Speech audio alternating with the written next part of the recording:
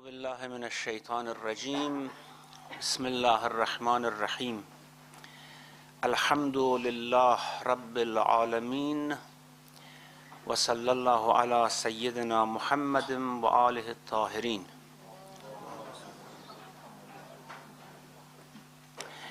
Surah Al-Inshiqaaq, verse number 6. أعوذ بالله من الشيطان الرجيم يا أيها الإنسان إنك كادح إلى ربك كدحا فملاقيه فأما من أوتي كتابه بيمينه فسوف يحاسب حسابا يسيرا. O man, you are laboring toward your Lord laboriously, and you will encounter him. Then as for him who's given his record in his right hand, he shall soon receive an easy reckoning, and he will return to his folks joyfully. But as for him who is given his record from behind his back, he will pray for annihilation, and he will enter the blaze. Very complicated concepts here that we have to discuss. First of all, what we have to discuss today is meeting with God, liqa, which is mentioned in many different verses of the Quran, of the Lord. Secondly, after we meet God, only after we meet Him, is possible for us to receive our books of action. Why, and what's the meaning of that? And after we receive our books, there is accounting, a hisab, which of course is mentioned to be in a very special way. The way you receive your book determines the way you will be taken into account. So these are very complicated concepts, of course, highly metaphorical, because these are concepts which we are not familiar with. And therefore, there are no words for it to be used to tell us what the reality of these things are. And therefore, a highly metaphorical language is used. However, when we say metaphorical, it doesn't mean that there is no reality behind it. It doesn't mean it's just like a poem. No, it's metaphorical in the sense that it alludes to a concept which may be quite different from the words which are used, but have a sort of connection with the words. For example, the book Kitab, which is the book of actions. Although, of course, what we will be given on that day is not like a book, but there is a sort of connection between what we will see there and the concept of book, the book that we have in this world. And also, there is a connection between the concept of liqa, meeting with each other in this world, and what will happen in the next world between us and God. However, that would be completely different from what we understand from our meetings here. However, there is a connection between the word and the concept which is used. There is no other way to express these things, as I said, because these are things which we are not familiar with.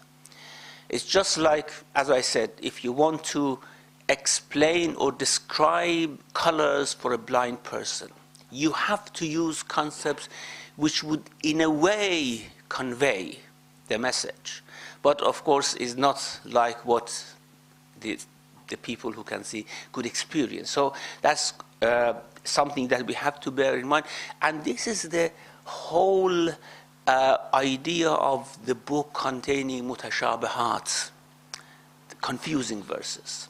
Because, in Surah Al-Imran we have revealed the book, minhu ayatun muhkamat wa ukharu mutashabihat.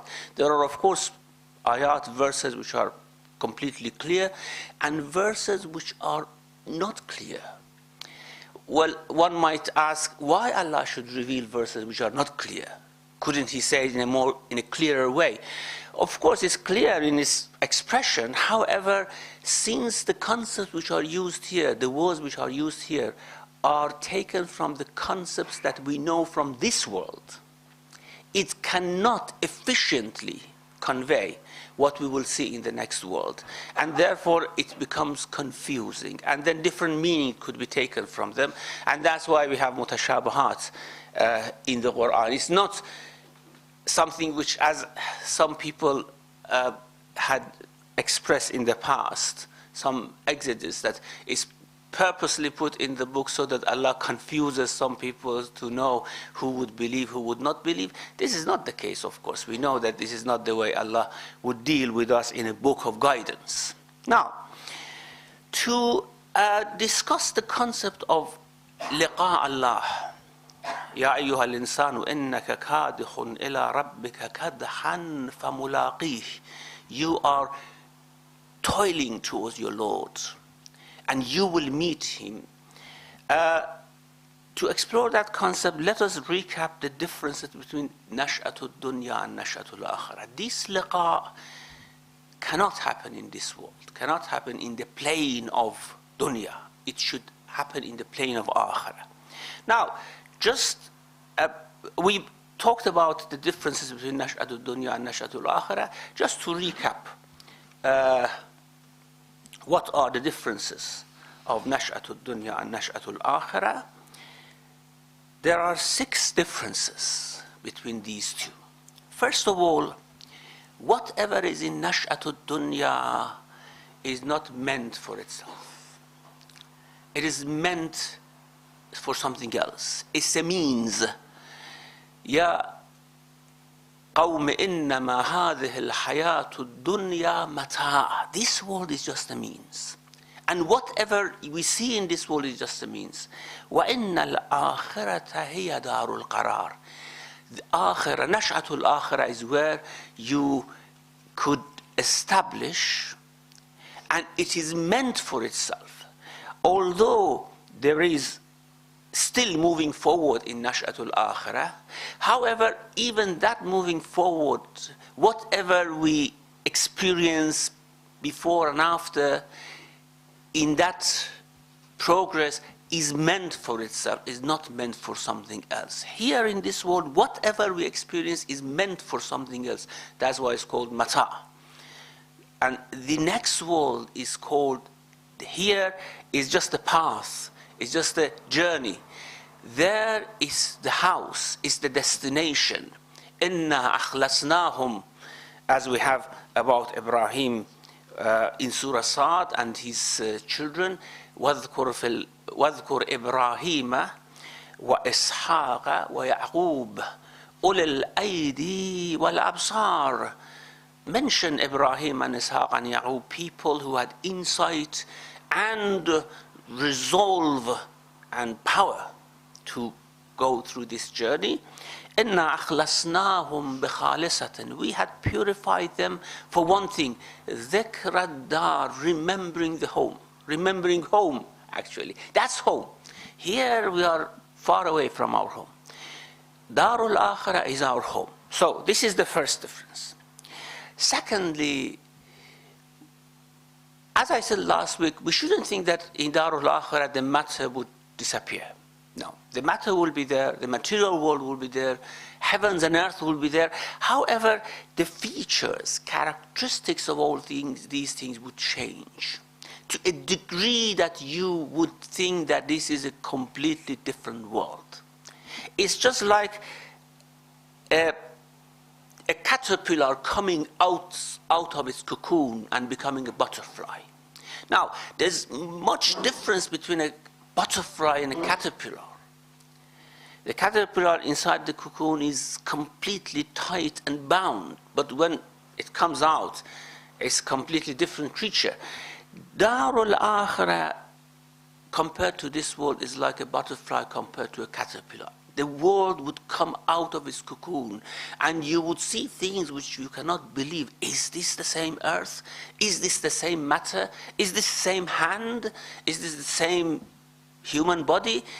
We have bodies, but it's completely different, with completely different features and characteristics. So that's the second thing. The third thing is, which is very important, and this allows this liqa, And if this was not the case, the liqa would not have been possible. Different layers of, or different dimensions of creation would merge and would become one. So every dimension and every layer of creation could be aware of other dimensions and other layers. Angels and human beings and jinns and objects and matter, all will be this one at the same level of understanding and consciousness. Intelligence would become, as I said last week, would become generally, would be given generally to everything. And therefore, the veils between things would go away. So, different layers will merge, and the fourth thing is that the intelligence would become something general and public to everything. There's one verse in the Quran which the exegetes have pains in explaining. And this morning I was looking into dozens of tafasir to see how they have explained this verse. And what I understand from the verse is something which I couldn't find except in a couple of unknown tafasir. And that is the verse in Surah Yunus. Now, this is very interesting, and this explains these two differences between Darul Dunya and Darul Akhirah. وَيَوْمَ نَحْشُرُهُمْ جَمِيعًا. When we gather them, hashr is when you gather things from here and there and bring them into one plane, and this in itself means the layers of creation, the levels of different dimensions would all come, and hashr isn't just bringing different things from here and there, is bringing all creation into one plane. وَيَوْمَ نَحْشُرُهُمْ جَمِيعًا ثُمَّ نَقُولُ لِلَّذِينَ أَشْرَكُوا مَكَانَكُمْ أَنْتُمْ وَشُرَكَاؤُكُمْ. Then to the mushrikeen we say, you stand here with your shuraka, with your associates, those whom you worshipped. I have a word with you. I want to show you what you were doing. Because on that day Allah will inform us, and that's one very, very important thing of Yawm al-Qiyamah that we will discuss when we come to the concept of book. Allah will inform us what the reality of our actions in this world was, or what the reality of this life had been. ثُمَّ نَقُولُ لِلَّذِينَ أَشْرَكُوا مَكَانَكُمْ أَنْتُمْ وَشُرَكَاؤُكُمْ. We tell to mushrikeen, stand here you and your associates, the idols you worship, the wood, the stone, or whatever. فَزَيَّلْنَا بَيْنَهُمْ وَقَالَ شُرَكَاؤُهُمْ مَا كُنْتُمْ إِيَّانَا تَعْبُدُونَ. Then we do what? زَيَّلْنَا بَيْنَهُمْ. And after we do this زَيَّلْنَا is the difficult part of the verse. Then what will, after this happens, after this zayyalna happens, then the associate will say, وَقَالَ شُرَكَاؤُهُمْ مَا كُنْتُمْ إِيَّانَا تَعْبُدُونَ. You were not worshipping us. فَكَفَى بِاللَّهِ شَهِيدًا بَيْنَنَا وَبَيْنَكُمْ إِن كُنَّا عَنْ عِبَادَتِكُمْ لَغَافِلِينَ. Allah is a witness, and He is sufficient as a witness, that we were ignorant of you worshipping us. We didn't know that you were worshipping us. You were just doing it for yourself. هُنَالِكَ تَبْلُو كُلُّ نَفْسٍ مَا أَسْلَفَتْ. It's there when everyone can experience what they have been doing. Now, let's leave that verse. That is very, very important verse about Darul Akhirah. But about this zayyalna, the exegetes have differed, whether it's from zala, yazulu, or zala, yuzi, azala, yuzilu. If it's second, it means we make them separated. We separate between them. And that means we tell them, stand here, you and your associates, and then we separate the associates on one side and the mushrikeen on the other side. And why do we do that? The exegetes say, because Allah wants to, like cross-examination, want to ask each other separately. What happened, and the mushrikun what happened, the shuraka what happened, and then would show them that they were wrong. However, the continuation of the verse doesn't allow this, because it says وَقَالَ شُرَكَاؤُهُمْ, the shuraka would speak to them and they say, you were not worshipping us. Now let's take زَيَّلْنَا from زَالَ يَزُولُ. That means we remove between them. What do we remove? The veils. They become one world. They can speak to each other. Here you cannot speak to a stone, and a stone cannot speak to you. There is no intelligence there. There is no understanding. There we remove the veil. As soon as we remove the veil, the stones come to their minds. My God, what happened? What happened in that world? These people thought that we were gods, and they want to somehow disown this. And immediately they say, Ma kuntum iyana ta'budun. You were not worshipping us. And out of fear that what happened, these people thought we were gods or symbols of God or whatever. فَكَفَى بِاللَّهِ شَهِيدًا بَيْنَنَا وَبَيْنَكُمْ. Allah is sufficient as a witness. We were ignorant of your worship. We didn't know. We were negligent. You were worshipping. We didn't know. We couldn't say we are not gods, of course. We didn't know what you were doing. We could not understand. We could not see things the way we can see it now. And then هُنَالِكَ تَبْلُو كُلُّ نَفْسٍ مَا أَسْلَفَتْ. Here is when everyone knows what has happened in the previous world. They experience their life, so to speak, that happened in the previous world. So this is big thing. If this is going to happen in the next world, if all these veils are going to go away, if all the worlds are going to merge into one thing, then of course we are going to live in a completely different world.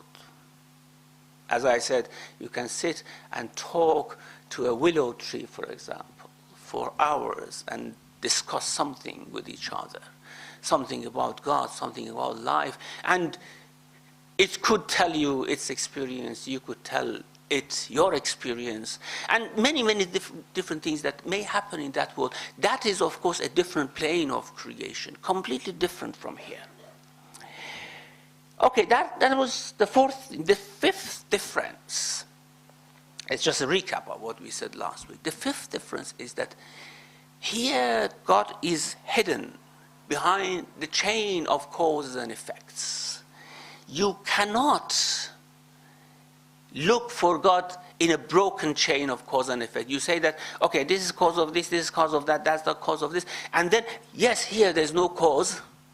That means God has created all these chains. No, you cannot find this. Philosophically, you can say, I mean, just like Aristotle said, there is movement. There should have been a prime mover, someone who has set all these things in motion, but you cannot locate it. No matter how far you go, there is always a chain of causes and effects. You want to know how rain comes about? There is a chain, long chain of causes and effects. You cannot see God unless you have insight, unless, of course, you have faith, unless your faith is so deep that you can somehow break through this very, very strong chain and see God behind this. However, in Darul Akhirah, things are completely different. The chains of causes and effects are there.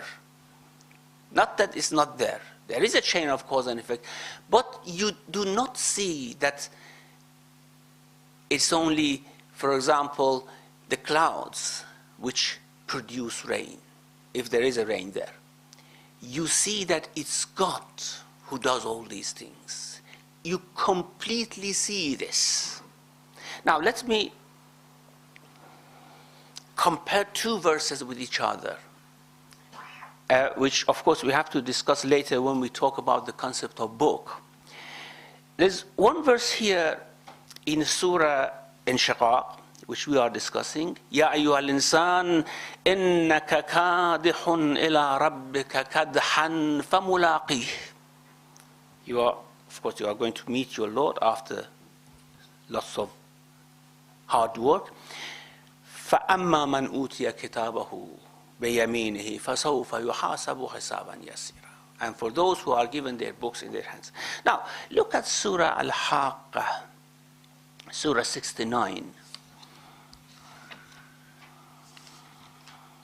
Just to compare two things together.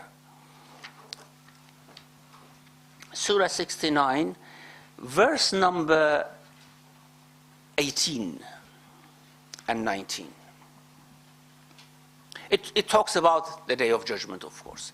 يَوْمَئِذٍ تُعْرَضُونَ. That day you will be exposed. لَا تَخْفَى مِنْكُمْ خَافِيَةٌ. None of your secrets will remain hidden. And the exegetes generally say that means none of your secrets will remain hidden to God. You will be completely exposed to God. فَأُرِضُوا عَلَى رَبِّكَ صَفًّا. They come and will be exposed one after another to God in a line. And then it says, فَأَمَّا مَنْ أُوتِيَ كِتَابَهُ بِيَمِينِهِ. The same thing. And for those to whom their book are given to their right hands. So these two things are concurrent. Meeting the Lord and becoming exposed to the Lord are concurrent.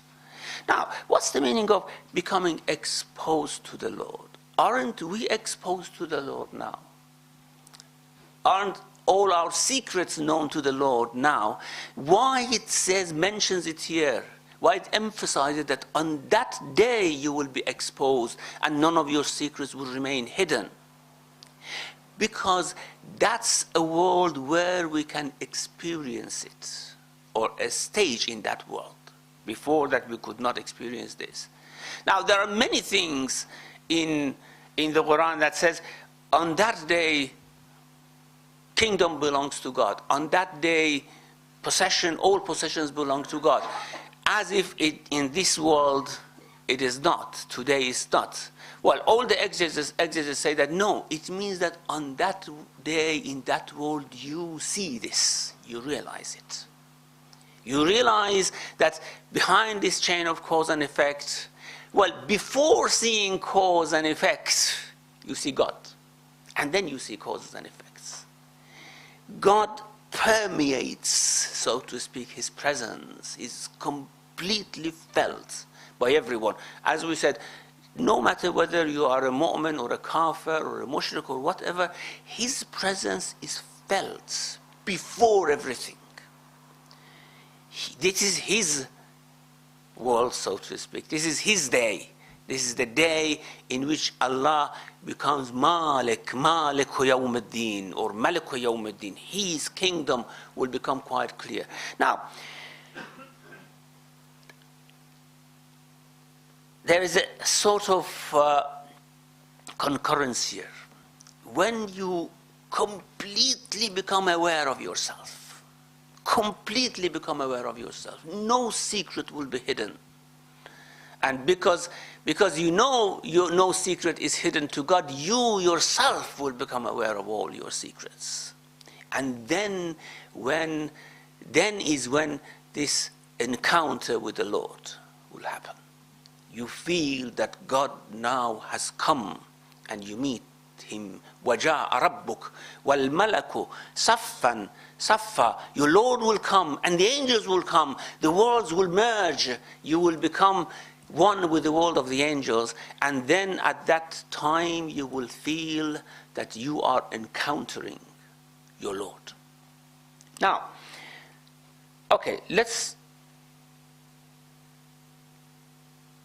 quickly examine the sixth difference.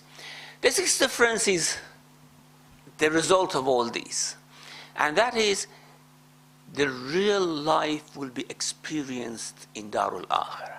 Here, as I have said repeatedly, we just have a shadow of life. It's just a taste of life, a fragrance of life. It's not life that we have. We think it's life. We think that after we die, we lose life. It's not the case. We upgrade in in degree of our life. And Darul Akhirah is where the real life will come to us. We experience the real life. وَإِنَّ الدَّارَ الْآخِرَةَ لَهِيَ الْحَيَوَانُ وَمَا الْحَيَاةُ الدُّنْيَا إِلَّا لَعِبٌ وَلَهْوٌ وَإِنَّ الدَّارَ الْآخِرَةَ لَهِيَ الْحَيَوَانُ لَوْ كَانُوا يَعْلَمُونَ. This life is just play. It's just somehow feigning life. The life of Akhirah is the real life. Why? Because of all these things. Because you become so big, so huge, you grow to a degree that then you can say you have met the Lord. Now, usually we have two extremes about the concept of liqa Allah. One extreme says that yes, God is like a human being, is sitting somewhere, and on that day we will go and meet him, and he is sitting on a throne and we meet him. This is of course for Mujassama, for those who think God is like a human being, has body and these things, and so there's no difficulty for them to explain the concept of meeting. And whenever they come to these verses, they say, didn't we say that God is like that? We go and meet him, probably shaking hand with him if you are mu'min, and something like this, which of course is not something that an intelligent mind can accept. The other extreme is that this is completely metaphorical.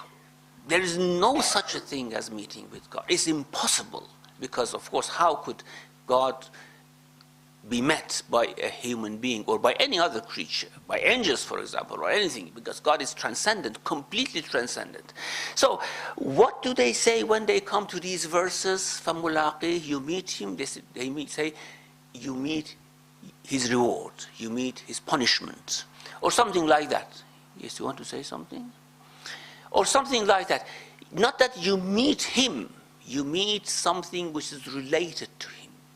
You meet his reward, you meet his punishment, you meet his judgment, or something like that, which is again not acceptable. I mean, if God wanted to talk in that sense, or in that, he wanted to mention that, why should he use this type of language? This very highly metaphorical language. So it means that there is an encounter, there is a liqa.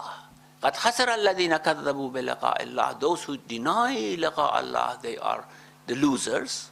مَنْ كَانَ يَرْجُو لِقَاءَ اللَّهِ فَإِنَّ أَجَلَ اللَّهِ لَآتٍ. Whoever hopes that they are going to meet the Lord should know that the time which has been appointed for that will come, and you will meet your Lord, and of course you are toiling towards this destination and you are going to meet him.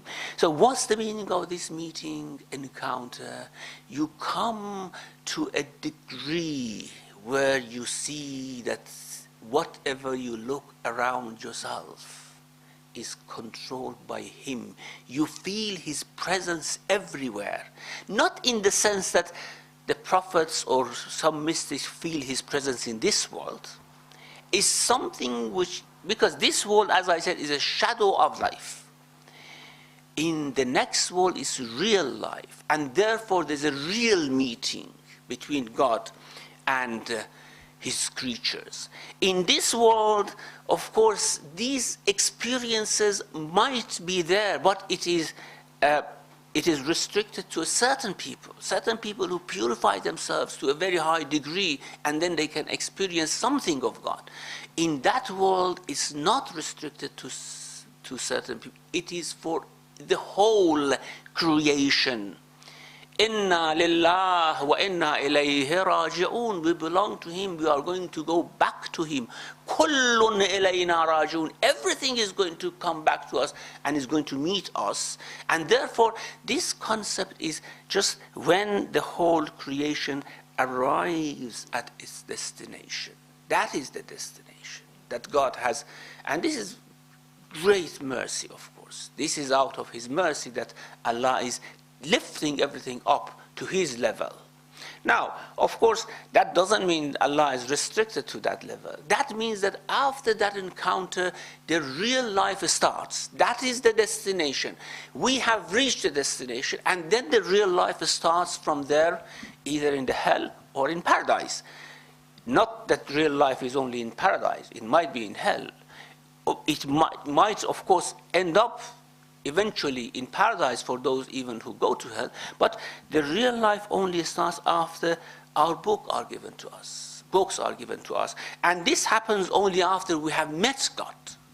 فَمُلَاقِيهِ فَأَمَّا مَنْ أُوتِيَ كِتَابَهُ بِيَمِينِهِ. Thereafter, whoever his book is given to his right hand, which we will discuss. Now, why I say this cannot happen in this world? Because God clearly mentions this, that it cannot happen in this world. Experiences of prophets are completely different from this liqa. This is something which will come afterwards. Now, let's look at excitement of Musa alayhi salam with his experience of the Lord. You know, Musa was very dear to God, and for Musa, God would have gone ways to do things. Now, when there was an appointment between Musa and his Lord, and Musa went to the appointment and was honored by it, of course, and was so excited. And in that honored moments, God showed him so much mercy that he becomes so excited and enthusiastic that he said, God, can I not just have a look at you? Now, have a look at you, not in the sense that his people wanted. That's قالوا يا موسى لن نؤمن لك حتى نرى الله جهرة. We would not believe in you unless we look at God, because then God punished them and killed all of them for that saying. However, Musa wanted something else. Of course, Musa was a knowledgeable man. He knew that God could not be seen. He wanted this liqa. This liqa which is going to happen, of course, for everyone. But Musa had lost his patience for it. Why?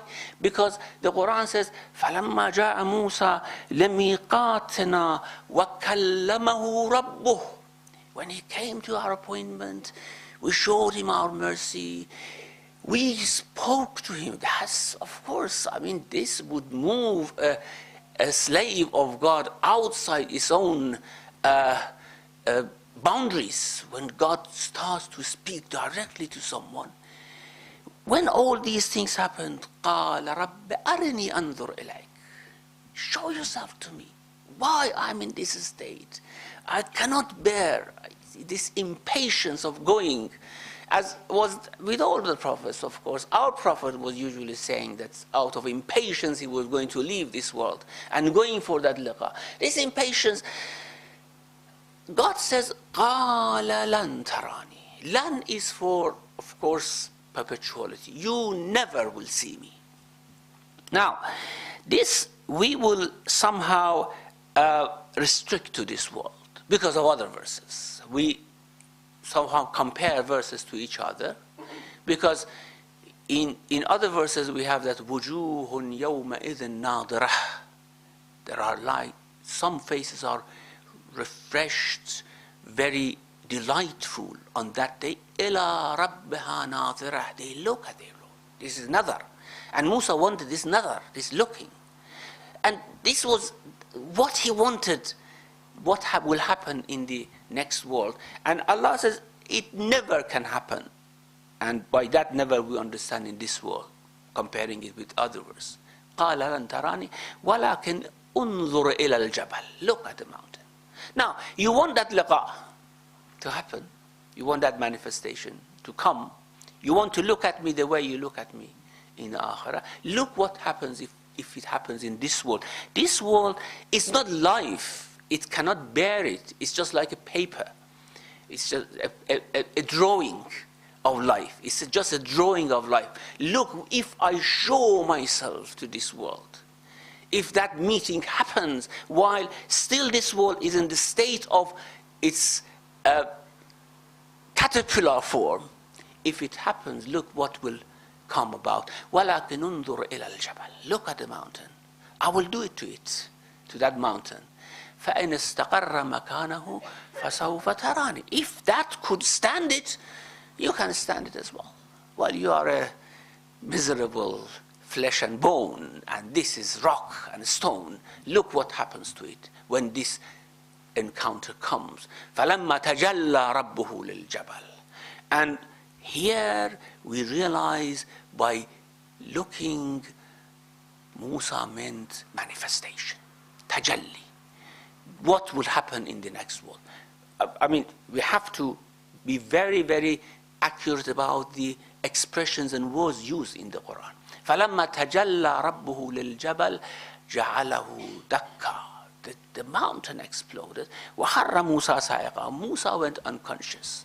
Now, the tajalli was to the mountain, Musa went unconscious. Just imagine if it had been to Musa himself. What would have happened? It would have destroyed, disappeared completely from the plane of existence. So it's not possible. In this world, it's not possible. So this liqa would happen only in that world.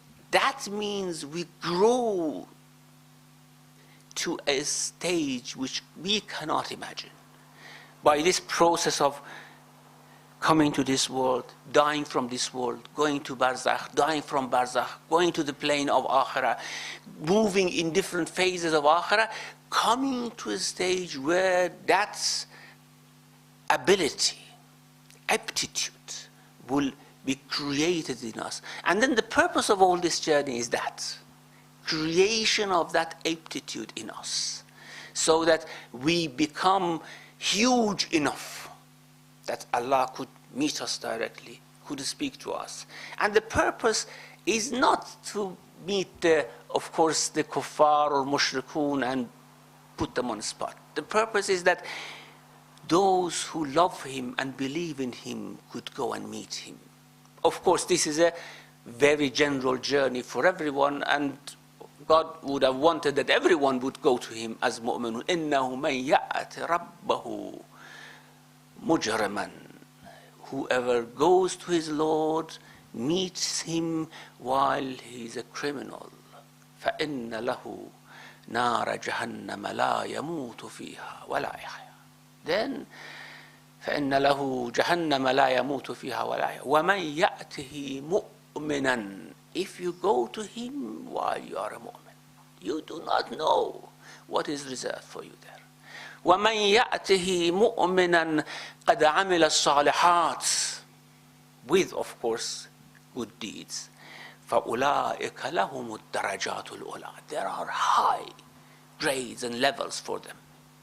And this meeting, of course, is something which, as I said, we cannot imagine how God is going to treat us. As a guest, تَحِيَّتُهُمْ يَوْمَ يَلْقَوْنَهُ salam. The day they meet him, Allah will greet him with salam. وَأَعَدَّ لَهُمْ أَجْرًا كَرِيمًا. And has reserved for them a very, very generous reward to give them, to send them to paradise. Where is paradise? It's just beside him. That's where these human beings are going to live. It's Darus Salam. It's a place where there is no harm, no worry, nothing which would befit a world away from Allah subhanahu wa ta'ala. So that encounter would prepare us for all this. Now, that encounter would prepare us for something else as well, and that is to see the real us. It's not only to meet God, it's to see the real us. And that's when our books are given to us. This is what, inshallah, we will discuss next week. وَصَلَّى اللَّهُ عَلَى مُحَمَّدٍ وَآلِهِ الطَّاهِرِينَ. Thank you much indeed, Sheikh. We have about 15-20 minutes. If any sister wants to take up the discussion, please. Any sisters? Yes, sister, there should be a mic there. Yeah, take it up. Thank you. Assalamu alaikum, Sheikh. Alaykum assalam. I just wanted to find out if there was a literal meaning to the word liqa. Liqa is just to meet. When two people meet each other, that's mulaqat. And liqa is encounter and meeting. Thank you. Yeah. Thank you, sister. Any other brothers? Sheikh, in your discussion, you said, well, we know these words, Inna lillahi wa inna ilayhi raji'un, and then you said that everything will return to us. Now, what do you mean by everything? I mean, for example, in your discussion, you mentioned that certain objects will be brought back, and they will have voices, and they will give witness that they were falsely prayed to or falsely taken as gods. So these, apart from these objects, well, everything, animals, trees, I mean, angels, whatever is there, is just as if God has dispatched them on a journey, and then he takes them back to him, or they go back to him again. And that dispatching is just like setting them on the motion of creation. And in this motion of creation, they have to experience things. And then they have to go back to him. By going back to him, of course, he is everywhere. Even when we are on this journey, he is here as well. By going back to him means that we again move up the levels and go to a state where we can reside beside his presence, so to speak. But then we will have the life, but what about those, so all those objects, for example, stones you mentioned, will they have some kind of sense? Not only sense, intelligence as well. So much higher than that. Probably we have to go and see. I mean, Inshallah. Okay, maybe when we go, you tell me, Sheikh, you said all these things. Nothing of those happened. I mean, what can I do? Thank you. Before we come to brothers, can we have sisters? Is there any sister, please? Any other sister? Okay, brother Muhammad. Assalamu alaikum, Sheikh.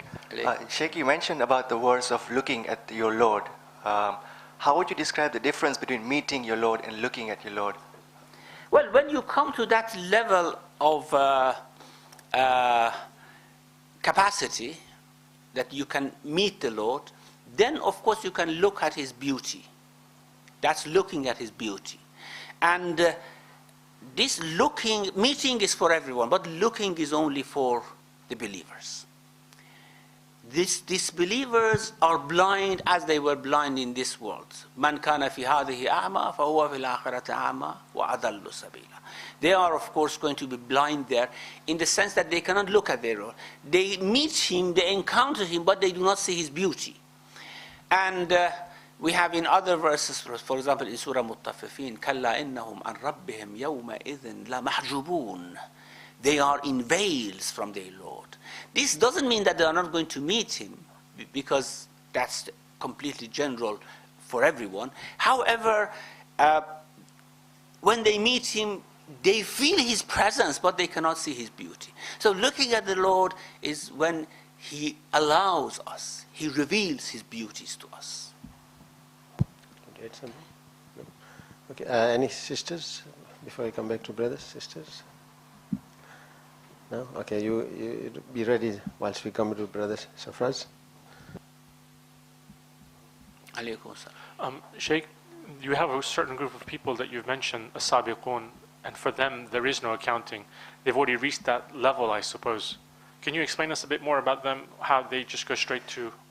Yeah, that's become next week, because here people are actually categorized in two categories. Those whose books are given to their right hands, those whose books are given to their left hands. And of course, there is a mention of those whose books are given from behind their backs. Now, is it a comprehensive classification, or Allah is just giving us a sample? Well, we are not jumping to next week, but for example, it says the kuffar are given their books in their left hands, and the believers who have done good, Ashabul Yamin, they are going to be given their books in their right hands. What about the believers who are sinners? Where their books come from? How they take it? There's no mention of it here. And there are many other sabiqun.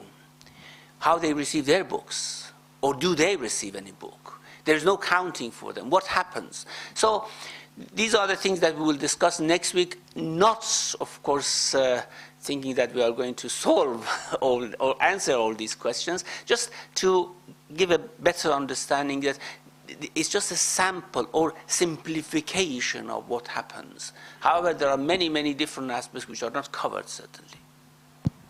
Thank you. Sisters? No? Comment?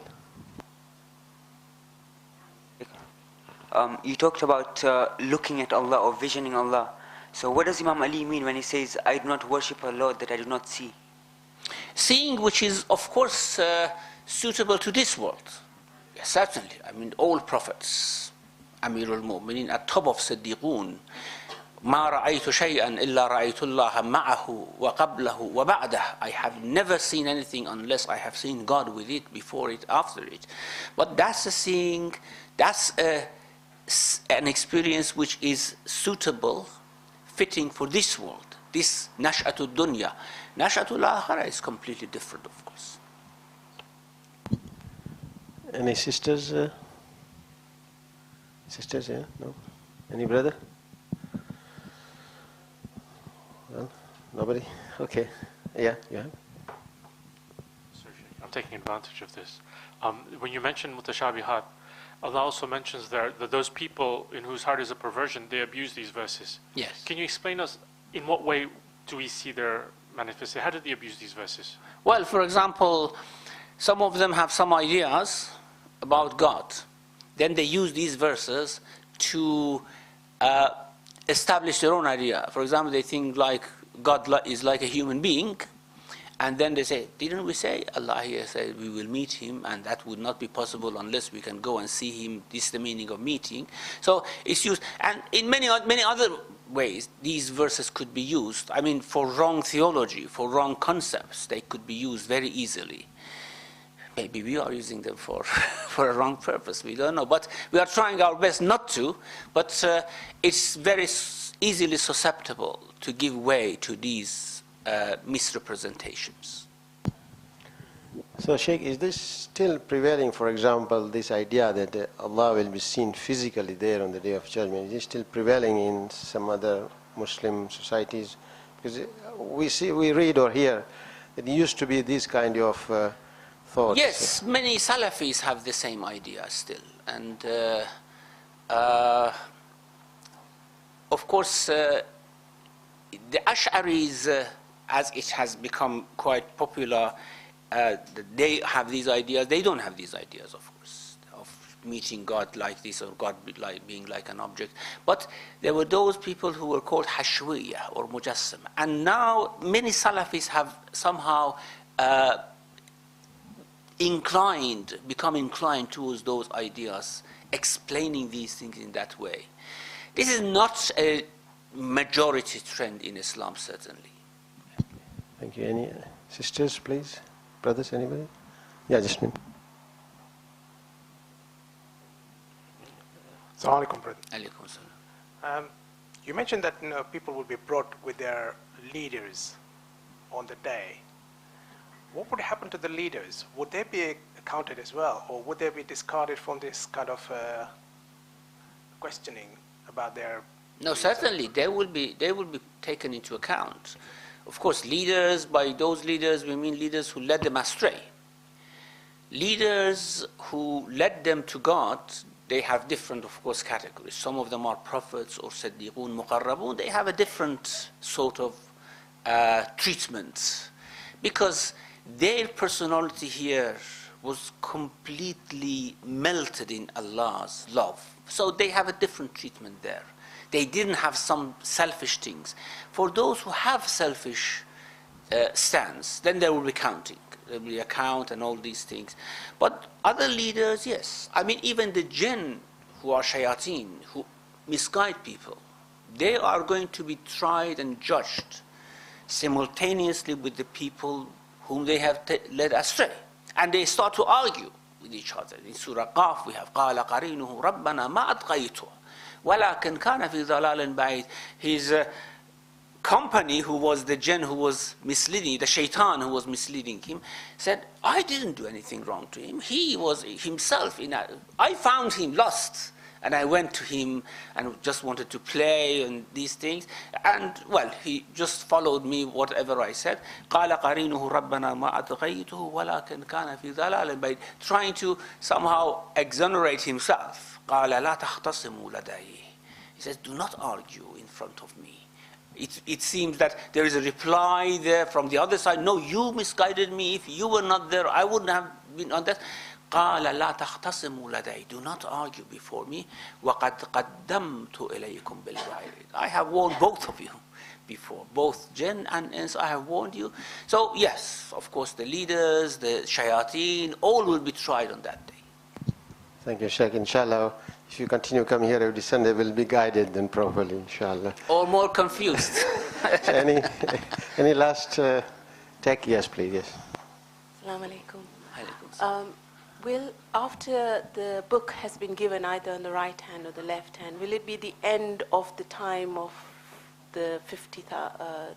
Then we'll become counting. فأما من أوتي كتابه بيمينه فسوف يحاسب حسابا يسيرا. After we receive ourselves in full, then there will be counting. And then after that, yes, then there will be a life in hell or a life in paradise. That's the end of the journey. Any other sister, last one? No? Thank you much indeed, Sheikh. Muhammad wa ali Muhammad.